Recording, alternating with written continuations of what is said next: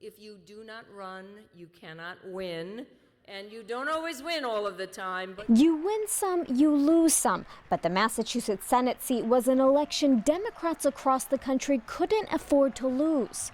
Although I am very disappointed, I always respect the voters' choice, and that's what I told to Scott Brown tonight. And here he is, the United States Senator from Massachusetts, Scott Brown. Republican underdog Scott Brown pulled off a historic victory, dealing Democrats a huge political blow, all the way up to the president.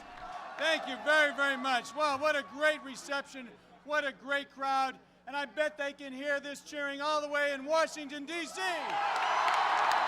As Brown celebrates his victory, the fate of the health care bill hangs in the balance. Democrats now scramble to move to Plan B to get the bill pushed through without the 60-vote majority. It gives the Republicans a critical vote in the Senate to block a lot of what the president wants to do and force compromise and force the parties back to the drawing board to try and work out some of their differences on health care. Coakley's loss is particularly shocking in a blue state where Obama won with a full 25-point lead. If the Democrats can lose in Massachusetts, what does this mean for the midterm elections? There's obviously, it's not that there's been a huge partisan shift, it's that people seem to be upset with what's going on in the country right now.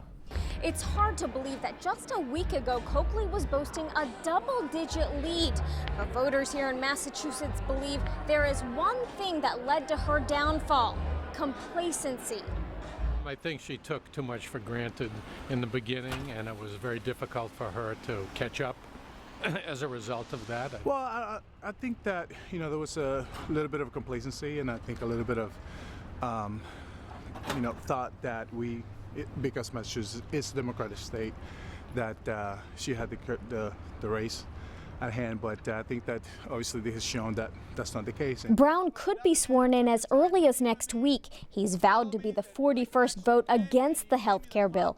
As Massachusetts voters recuperate from a volatile campaign, Democrats in Washington gear up for a long, hard battle ahead.